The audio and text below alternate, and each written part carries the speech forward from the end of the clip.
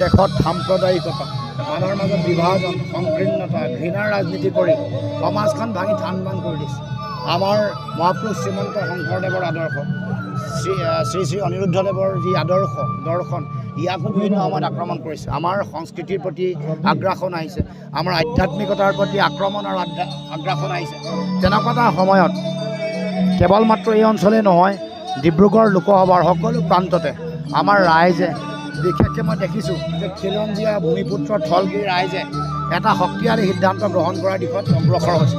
মই আশাবাদী এইবাৰ ৰাইজে এটা অতি শক্তিশালী সিদ্ধান্ত ডিব্ৰুগড় লোকসভাত দিব আৰু ডিব্ৰুগড় লোকসভাত এইবাৰ ইতিহাস হ'ব বুলি মই আশা কৰোঁ। সৰ্বানন্দ সোণোৱালে অলপ কেইদিনমান আগতে আহিছিলে বিষ্ণুপুৰ গাঁৱলৈ, অলপ আগত তেওঁ ভাষণত কৈছে কংগ্ৰেছৰ বুকুচা টুটি জাতীয়তাবাদীৰ ধ্বজা বহন কৰা মানুহক চিনাক্ত কৰক।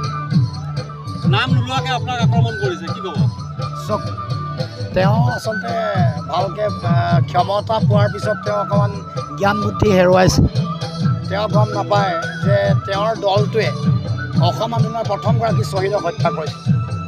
জনতা দলৰ দিনতেই খৰ্গেশ্বৰ তালুকদাৰৰ হত্যা আৰু 79 গোটেই বৰ্ষটো তেওঁৰ পুৰণি দল জনতা দলে অসমত শাসন কৰিছে আৰু তেওঁলোকৰ দলৰ মানে বেলেগৰ বুকুচাত উঠাৰ মানসিকতা আমাৰ নাই। আমি একেলগে যাম, একেলগে সম অধিকাৰ বা সমতাৰ দৃষ্টিভংগীৰে যাম।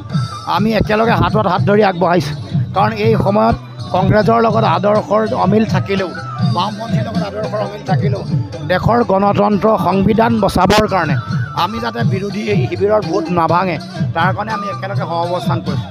গতিকে এই সময়ত আমাৰ যি আহ্বান, তেওঁলোকৰ যিগৰাকী মূল ব্যক্তি তেওঁলোকৰ শ্যামা প্ৰসাদ মুখাৰ্জী কংগ্ৰেছৰ মন্ত্ৰী আছিল, তেওঁলোকে যাক পূজা কৰে।